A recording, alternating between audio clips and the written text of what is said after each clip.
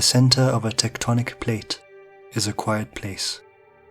At its center, there is nothing created and there is nothing destroyed. But where two tectonic plates collide, the possibility of the Himalayas is born, and so is the possibility of unmitigated disaster. Triumph and disaster happen at the intersection of things, and it is in this very intersection that the life of a human being moves. Teaching a child has little effect. Motivating a child has little effect. Berating a child has little effect. Controlling a child has little effect. Understanding the natural reaction to a particular action has great effect. Understanding the natural effect of a particular cause has great effect. A child that receives endless affection will become complacent. A child that receives endless scorn will become rebellious. These are the natural effects of a given cause. One will undoubtedly ask, so what you are saying is that I must not be too affectionate or too scornful. I should find a happy medium between the two. Is this correct? Nothing could be more incorrect.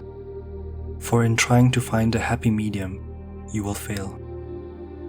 For how will you know where the middle is? You will, for the whole of your life, overshoot to one side or the other. The middle is an icy peak between two valleys. No one can remain there without slipping to one side or the other. It is for this reason that prescriptions have no place in the life of a serious human being. You can no more strategize or technique your way to the middle than you can predict the precise landing spot of a drop of rain in a tropical storm.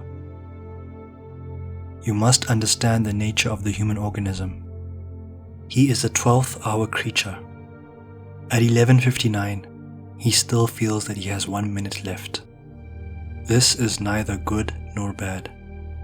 It is as it is, and the wise man proceeds in accordance with it, rather than wishing for it to be another way. This human organism is also predisposed to reactions rather than wisdom. For instance, a man forces his child to get a job, even if it is a job flipping burgers. The reason he does so is because he himself was forced to get a job when he was a child. The nature of the job was irrelevant, so long as he obtained one. The man will undoubtedly base his action upon the reasoning that one must learn the value of money, or that one must not become lazy. There is indeed some truth to this logic, and if one proceeded according to the purity of this logic alone, his action would be different. But the purity of this logic is soiled.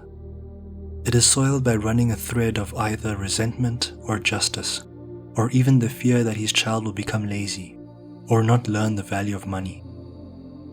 In essence, his action of forcing the child to get a job is to a large degree a reaction to his feeling of resentment, or justice, or fear. Resentment against the fact that if he himself had to do it, his child should have to do it as well. Justice for the same reason, in fear of the possibility of his child becoming lazy, or not learning the value of money. And each of these things are rooted in other beliefs, in opinions and reactions. Belief piled upon belief, resentment piled upon resentment, impurity piled upon impurity, conditioning piled upon conditioning. Does one really believe that he can technique his way out of such a generational mess? Understand this truth. An action that is a reaction is not a true action. It is a non-action, and a non-action must result in problems. The river of non-action flows into the ocean of problems. An expectation placed upon a child causes him to react to this expectation. Zero demands placed upon a child causes him to react to zero demands. Each reaction will compel him to go down a road which is not his natural road, because it did not arrive organically.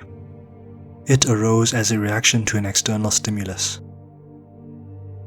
Therefore, is pushing one's child wise? No.